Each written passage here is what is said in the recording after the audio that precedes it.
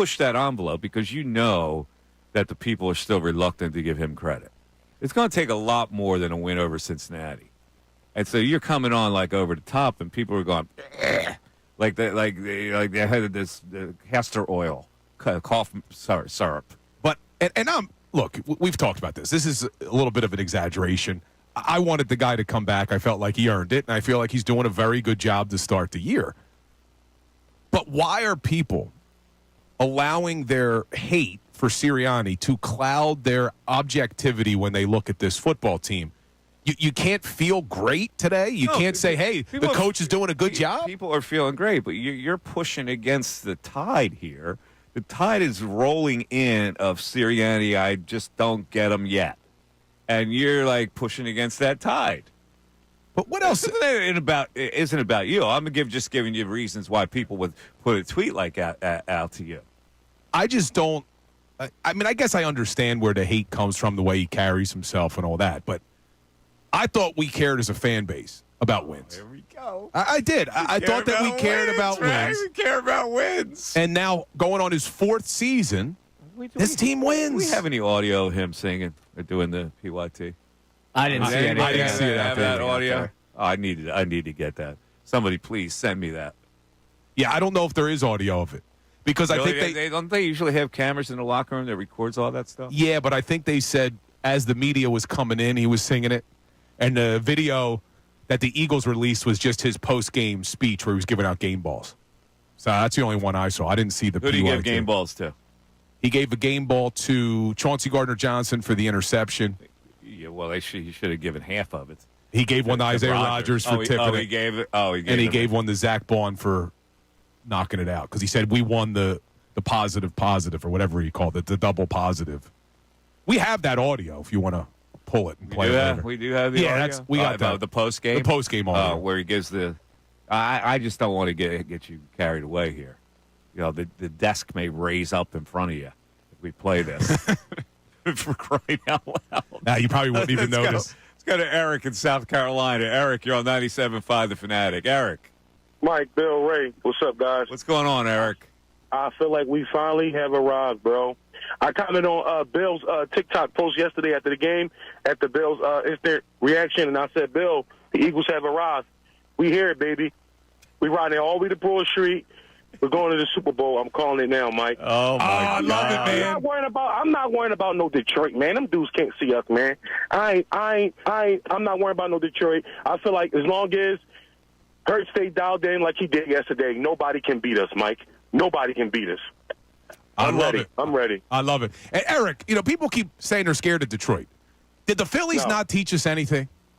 I mean, look at the start that the Phillies had to the season. No one would have predicted the Mets were going to beat them in the playoffs. It's how you finish, and this team is getting better every single week. I'm with you, man. Every single week, Bill. And listen, I'm not scared of Detroit. I'm not worrying about the Niners. If the Eagles play like they did yesterday, consistently, which they can do that. Nobody can beat us, bro.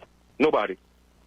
Hey, listen, man, I'm not going to sit here and argue with you. I think the reality is that Detroit is just a notch above them right now. Well, yeah, maybe for right now, Mike. Maybe for right now, but the way we play, I mean, like, we 5-2. They 6-1, I believe. We only one game behind them. And I'm just saying, if we had to run into them, which more than likely, if we do make a good run, we're going to have to, I'm not scared of them, bro. I'm not scared of them. Well, you should be scared. You're a fan. Should be scared of them. All right, I look more at the reality of it. I mean, it's running up 35 quick points on that team. I know that team stinks, but 30, that's powerful, man. Yeah, they scored on special teams too. Really, didn't they? Yeah, they did. They scored all over the place. Look, they're a good team. They're a good team, but the good news is you don't play Detroit this year. So a lot could happen between now and the playoffs, and there's still a long season left for the Eagles. Like, Eric went as far as saying he's predicting it. My point was I'm not predicting a Super Bowl. I'm just saying you can't look at this team and think they have no shot because they've gotten better every week. They're starting to get healthy. The defense is starting to grow. It seems like Moore and Fangio are learning the personnel that they have, and looks like Jalen Hurts is starting to figure some things out with this Kellen Moore offense. The sky's the limit, man. Sky is the limit. It's really interesting how you could hate Dan Campbell because of his tough guy bravado, but you love Sirianni because of his goofy bravado. Now, what I dislike. What's the difference? Bravado is bravado. What I dislike about Dan Campbell is I feel like he is not a very good in-game coach when it comes to in-game decisions. Now, Sirianni made some bad decisions this year as well. But before this year, I always felt like Sirianni's in-game decisions were right.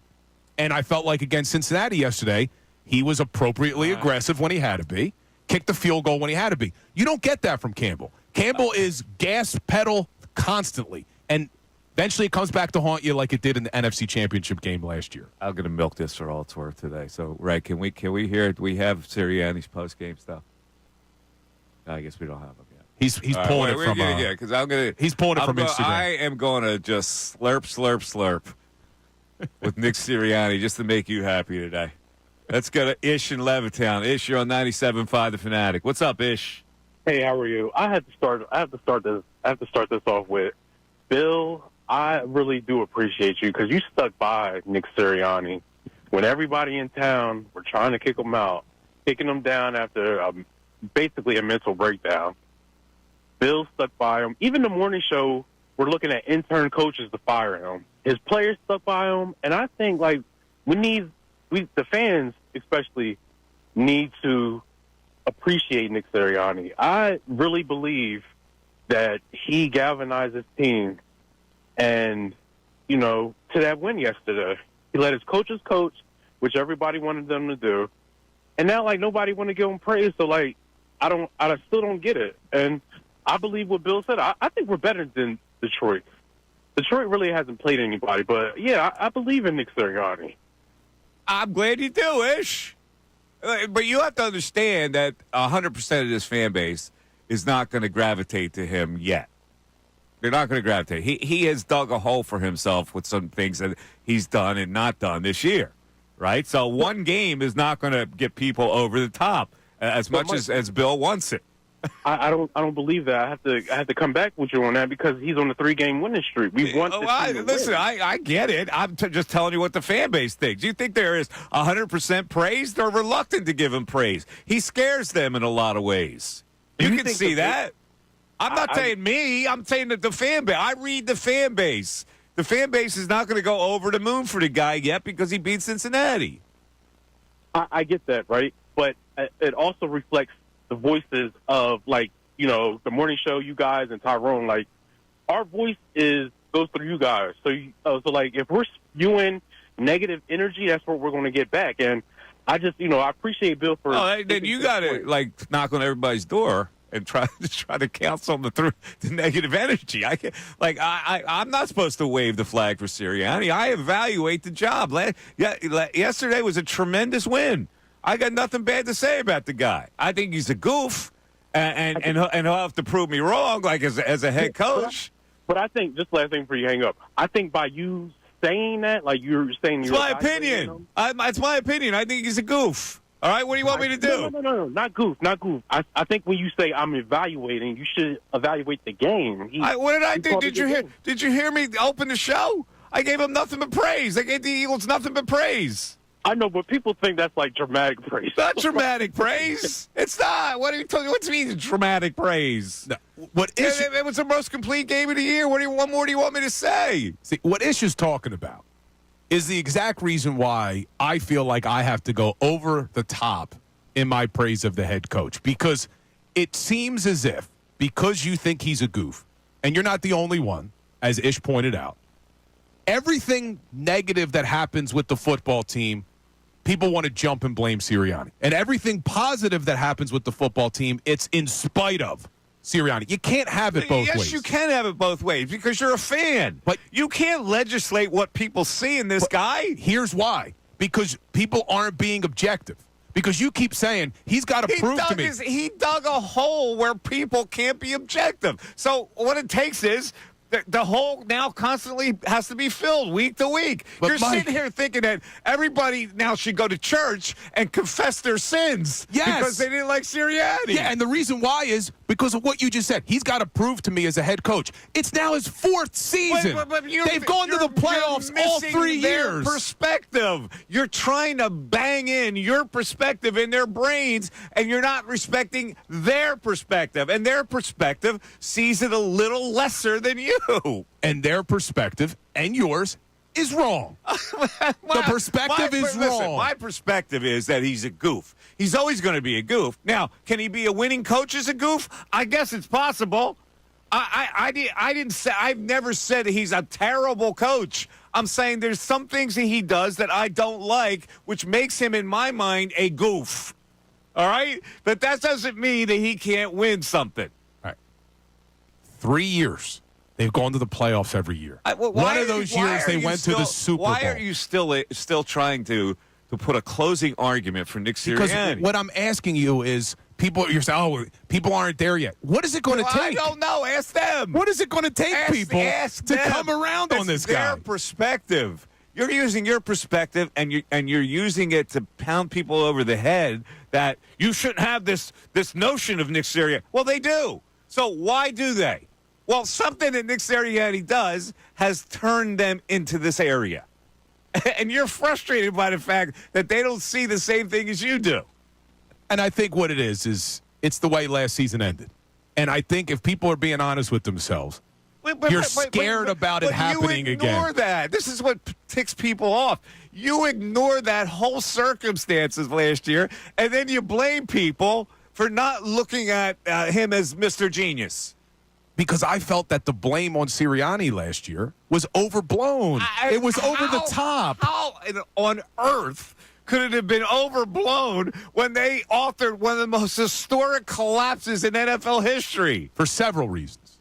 And I've gone over this ad nauseum on this station. First of all, he's the only 3rd coach ever in history to lose both of his coordinators coming off of a Super Bowl. So that in of itself was tough to deal with. The Super Bowl hangover in general is tough to deal with. A team in the NFC hasn't gone back to the Super Bowl after losing since 1974. You couple that with the fact that he didn't have personnel on defense. They severely lacked personnel. I mean, it was terrible last year. They got desperate. They tried to change defensive coordinators. Nothing was working.